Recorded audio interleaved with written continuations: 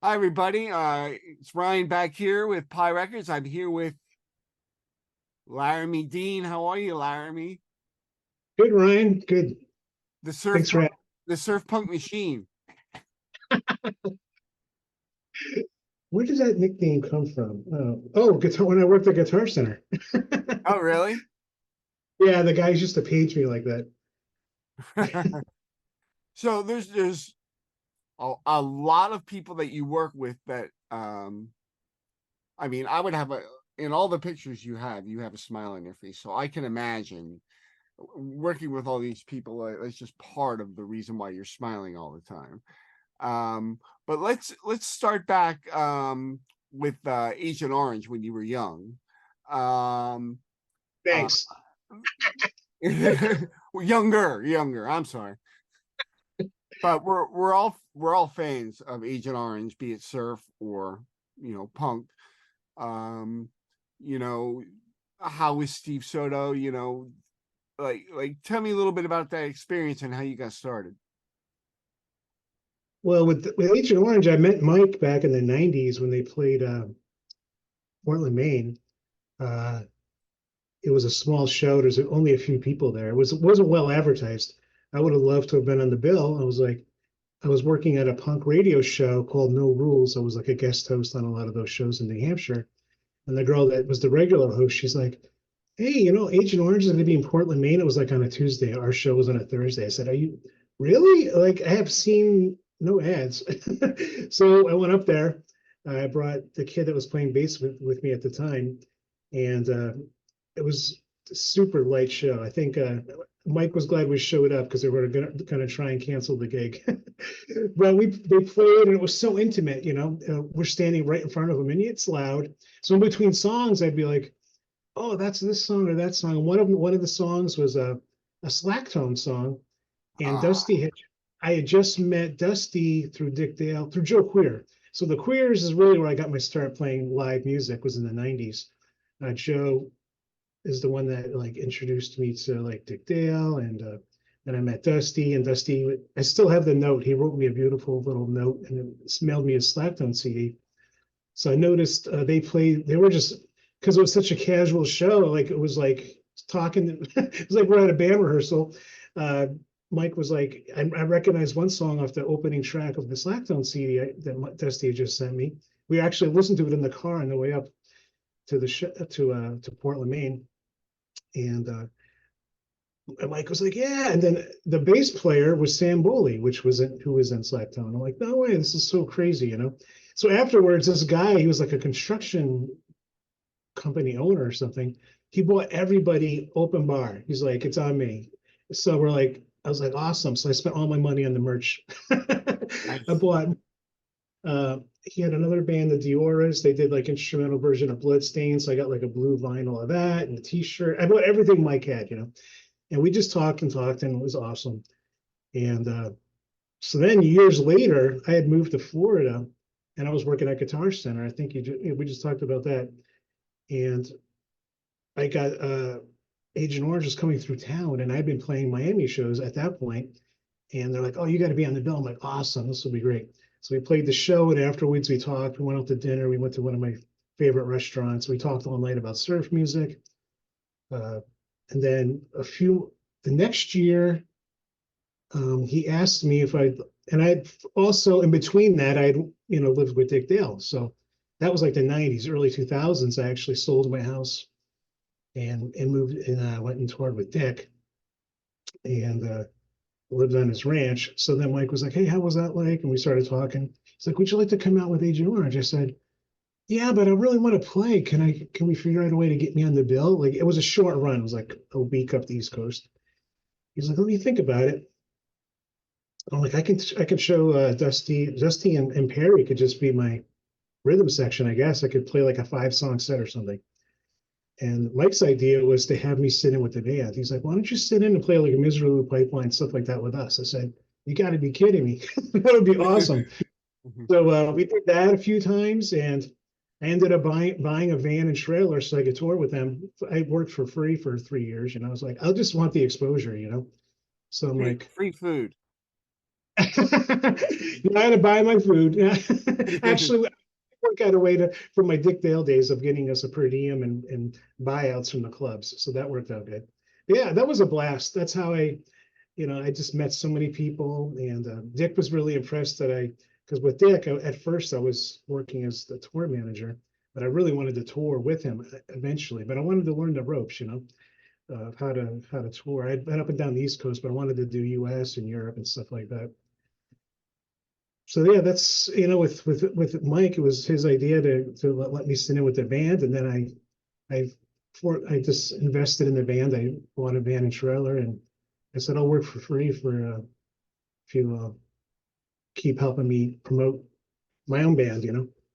Yeah, yeah, awesome.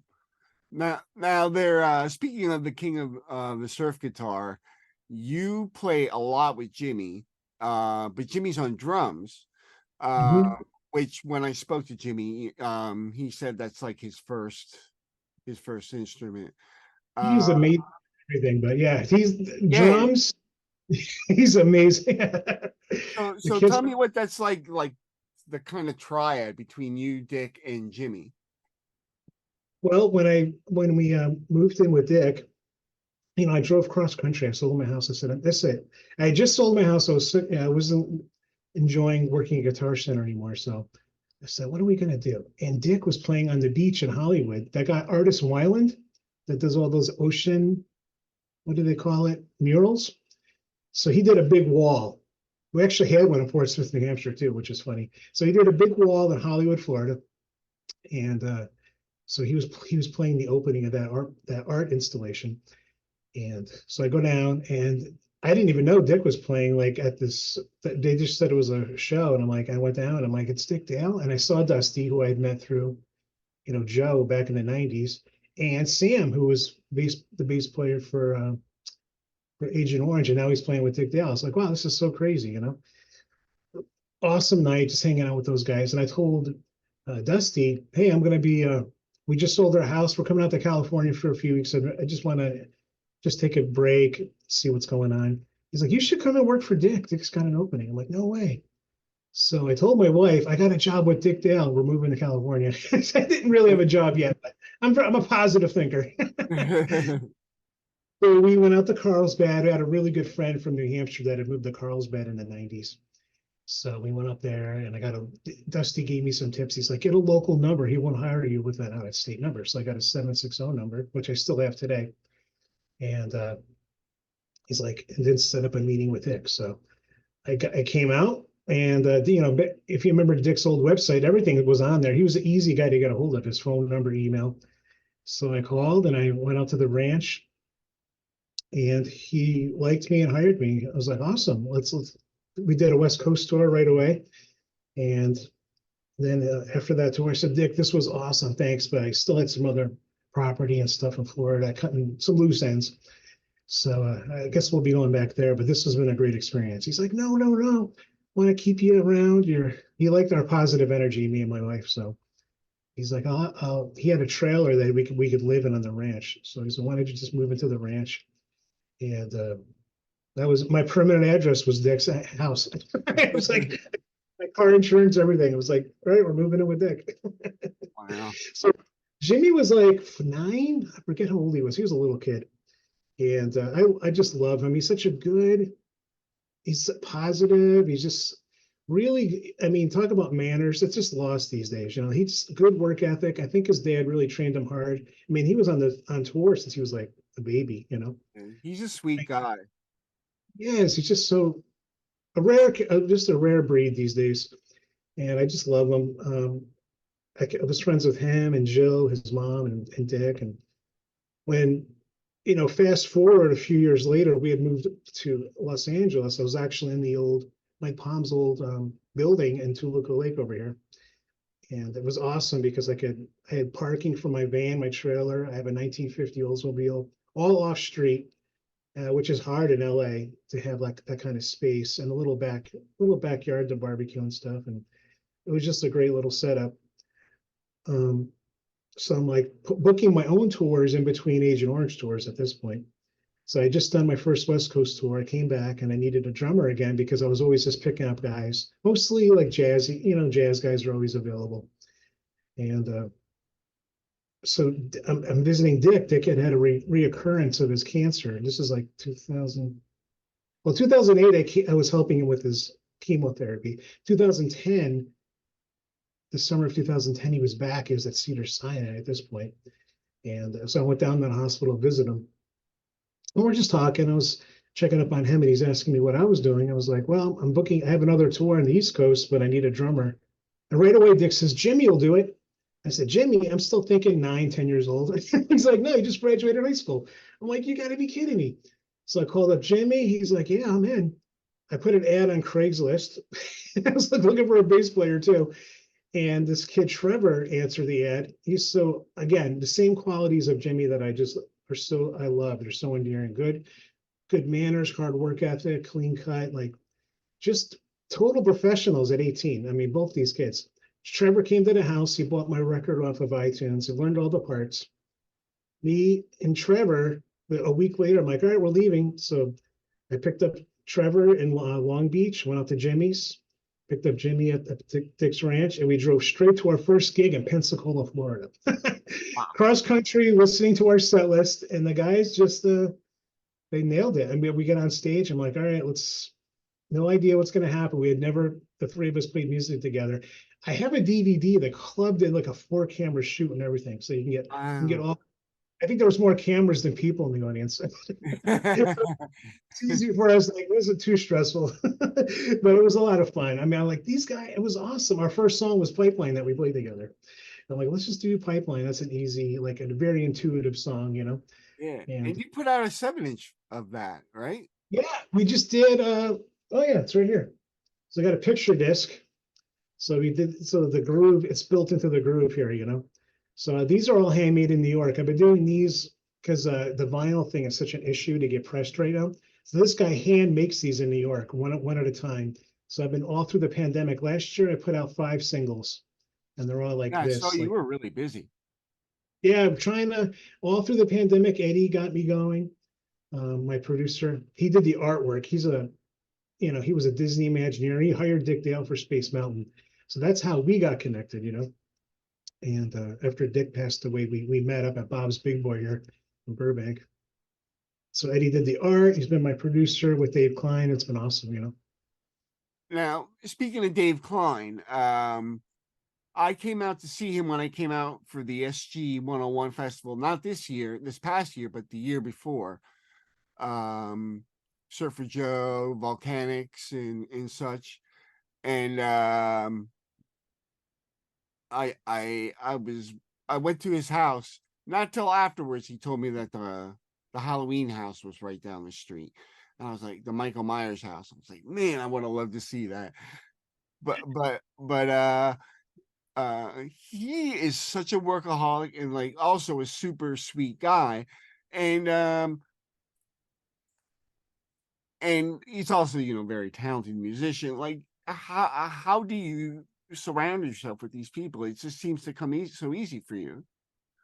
Well, I met Dave when they were touring, when the Bomboras were touring. It was on the Pilgrims and Bomboras tour, which was awesome. That was like for me the peak of like the third wave of surf music in the 90s because they were on a major label and it was just really exciting. Manor Ashman was always touring and I got to see them a bunch in the 90s too. So Dave was with I met him in Portsmouth 1998 or 7. I can't remember the exact year, but he's such a nice guy. I mean, right away, I'm like, I love this guy. Him and Ted. It's funny, the two drummers were the most outgoing. Yeah, yeah. I really enjoyed meeting them, and they made such a good impression on me. So years later, I'm at NAMM show. Deke Dickerson has a Guitar Geek thing every year.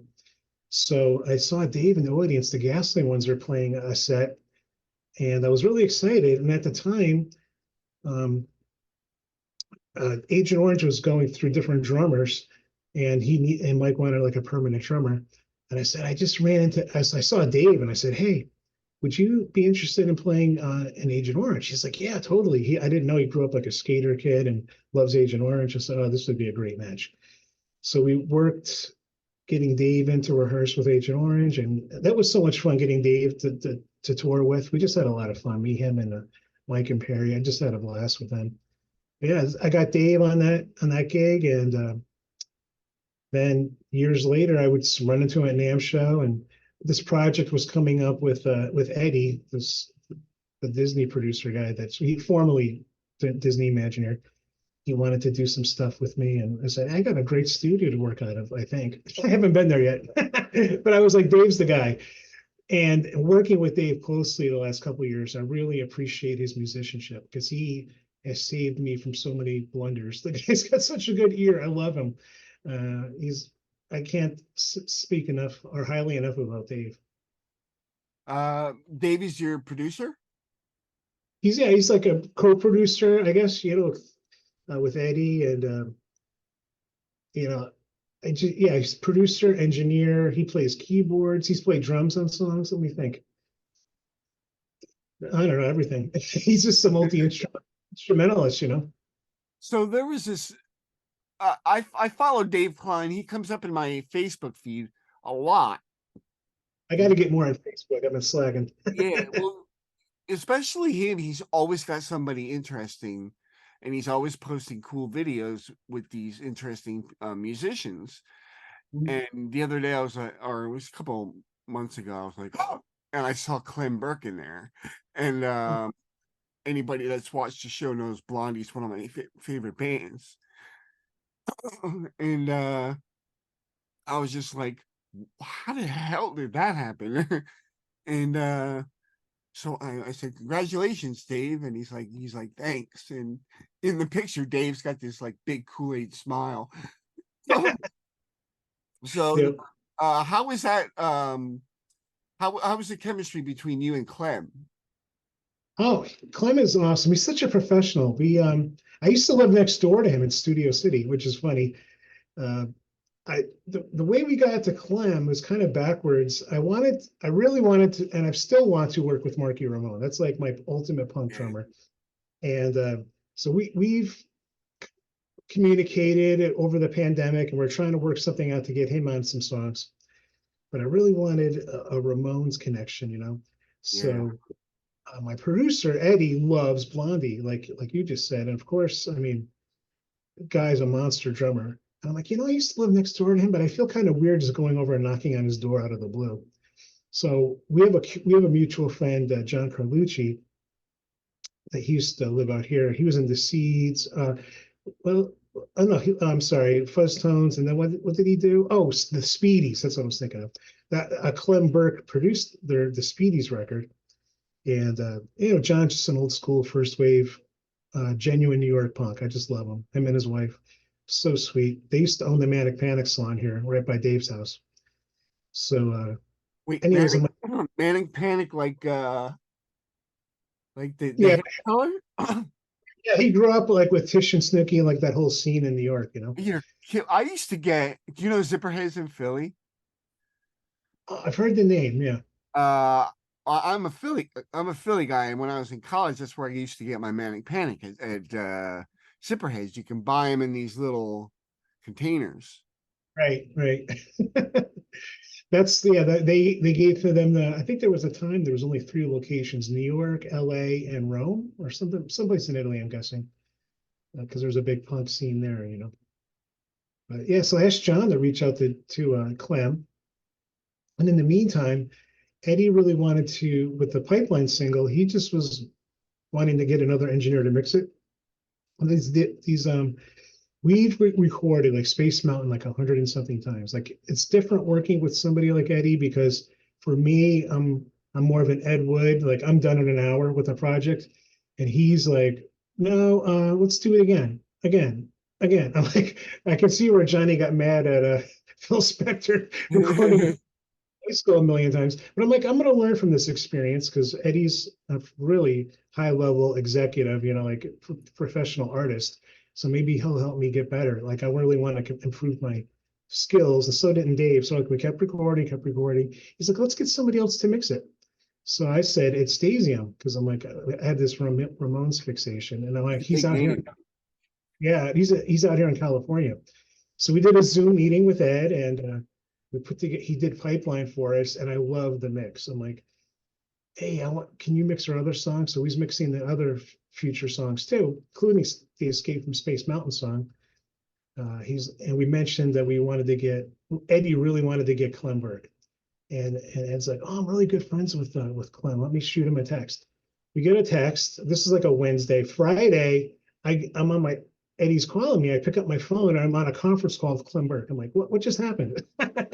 So we're talking to Clem, and Clem's like, yeah, sure, I'll do it. I can do next Wednesday. I'm like, okay, Dave. I'm texting Dave at the same time. Please be open next Wednesday because Clem wants to come in. So Clem's like, Dave says, sure, that sounds awesome.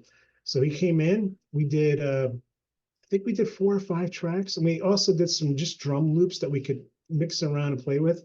Yeah. Because one of my inspirations, because ever since Eddie got me focused on Blondie, was the first album, Attack of the Giant Ants. There's like a drum breakdown with all these sound effects. So I wanted to incorporate that into the Escape from Space Mountain part and make the song, which the song itself, when Dick did it,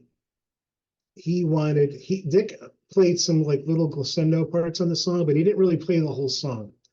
So I wanted to do a version of the song that we could play live, that we could have part of our set, and it's more of like a signature song for us too. So I kind of wanted to do that with Clem, and Eddie wanted those big dreaming drum solos or sweeping drum rolls. So he put all that stuff in Escape for Space Mountain, and it came out amazing. He just came in. I sent him the song. I sent him the Dropbox link, and he just knew his parts. And I thought Dave did a great job on drums for the original, but it just different having somebody like Clem come in and throw his interpretation on there. Nice. Before I'm gonna change topics, but I want to know before I go in that direction, your short that you used as a video, the Surf 9 from Outer Space short. Can you talk about that a little bit? Oh yeah, I was actually looking for the art because we released that on VHS, so I have VHS of that, and I just got that, and I did wave cut records of that too. I'm gonna put probably a CD or cassette tape too available for that. That came about. There was a brand new studio down the street here in North Hollywood, and the guy was awesome. He was just like, "Hey, you want to come in and do some stuff? I just opened. I got some time." And I said, "Shoot, that sounds really great. Totally Ed Wood. Like we have no budget. Let's just go in and do this." And I said, "Actually, I had this idea for a million years to do a little Ed Wood." Oh, you're doing. Got 10 minutes left. Yeah. Okay. I said, oh, I'd love to do a little Ed Wood project. I've been brewing this for years.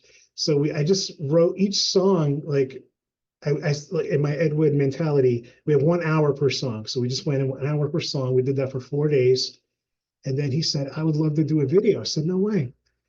So we shot the videos. I think we shot 1 of them on a Saturday and 3 of them on a Monday. We did all 4 videos, and we just use locations around here in North Hollywood and Burbank.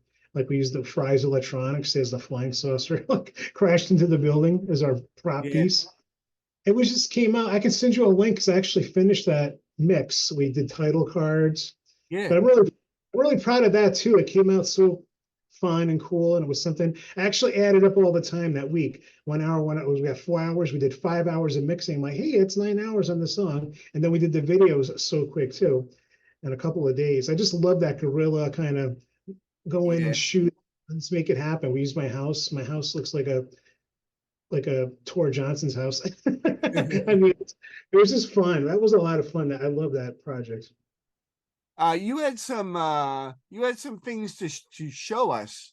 You were talking about earlier. Once you show us those things and talk about those a little bit.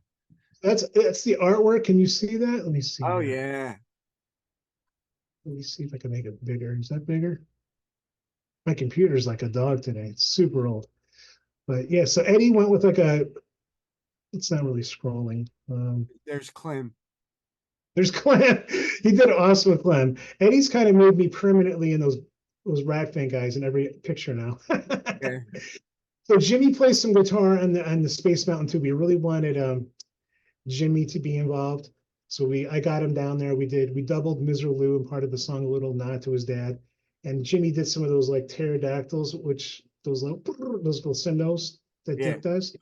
We still gotta mix that in there. There's Dave and his flying saucers keyboard, his famous clipboard. If you ever work with Dave, this guy is like got the clipboard. He's got his little pitch pipe. He has an old-fashioned pitch pipe. Beep, beep, beep. Well, that's C. Beep. And then he's just awesome, Dave's. And this is the bass player. His name is Roger Freeman. He played the Wookiee in a fake Disney band called Helix. They were kind of like it was 1981, I believe. And so Eddie drew him as part of like this whole concept. Let me see. I wonder if I can. Oh yeah, so we made a comic book about it too. So my other friend Charles Pfister, he did this whole like comic book based on I wanted to know why we were escaping from Space Mountain. so so I'm like, there's me and Clement escaping from Space Mountain. But I wanted to know like what's the story here, you know? So I came up with the The idea. artwork for that. With my friend Charles, he did the Surf 9 too. So Oh, it's okay. me, and Eddie is the mad scientist, you know. So I was just like really excited about that. Like, do we have a comic book that's going to come out too with the physical picture disc of Escape from Space Mountain? So Awesome. yeah, it's just like a 4-page. I wanted to know how. I don't want to give it away. I guess if I want you to buy the comic. Actually, the comic will be free with the record. We'll just do a free giveaway with the comic. You know. Okay. Okay. Well, I want to thank you so much for coming on, and it is such a joy to see your posts on Dave's site, which is how I came to know you. Right. But it's weird to me how we how I hadn't discovered you, knowing that I listened to so much of the music that you probably played on. Well, I appreciate the podcast here, and yeah, it's only my second one. I did one other, so I'm trying to get into this format too. You know, talking about what we've done. Nice. So I'm gonna cut it here. Do you have more that you want to talk about? And I could stop it down, start it back up, and then just do a cut. I guess just they can buy their music through Shopify. My Laramie Dean website has it.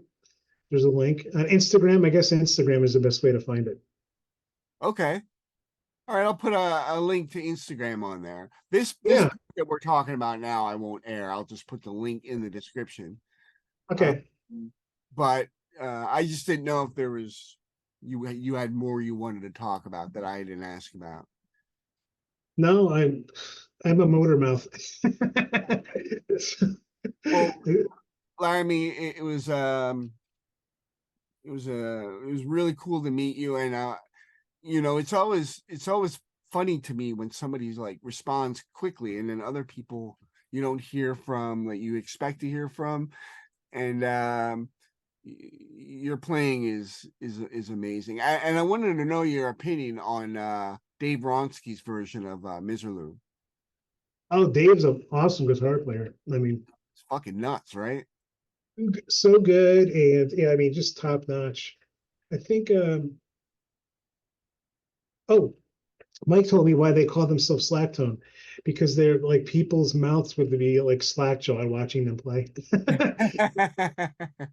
Well, like top notch musicians, the three of them, you know, and it's just Yeah, like, yeah, Dave is just. I would love to see John Blair and the Night Riders, like the original lineup, like because yeah. like two ripping guitar players like that. I'm like, They're on oh, YouTube. There's videos of them on YouTube. I like live. I like to experience it live. Oh You know, yeah. Well, of course, yeah. Yeah, well, do me a favor, stay in touch, and if there's anything I could help you with, maybe connection on the East Coast in Philly. Like I know one club where I saw Surfer Joe and the Coffin Daggers play. But if there's any way I can ever help you get the word yeah, out, I would be happy to help you. Um, awesome. but Wife's but from down. what's that? Wife's from Downingtown. Who is? My wife. Oh, Uh, really? Yeah, the home of the Blob Diner. That's where she grew up. My my daughter, I used to have to drive my daughter from Pottstown here Yep. to Downingtown, like 3 times a week to play soccer at the high school. Yep. Downingtown West. And they have a nice field there. But yeah, if you have, I have like, as you, I don't know if you can see here, I have like stuff like this. Oh yeah. I'm gonna just, I've been sick for months and I'm just starting to get back to it. You're the first thing I've done for the podcast. Luckily I've had for 6 months worth of videos in the can. Oh wow. So I could just concentrate on getting better, and I'm slowly getting there. But I wanted to know if you want to go out and look on the channel, there's segments like "What's My Rig," like Oh, like if you'd like to do stuff like that for us, you sure, know, that'd be awesome. do like a song or like a practice video. Uh, Hmm. we have those too. Like as much as you would like to participate, we'd love to have you. Oh, thanks. That'd be awesome.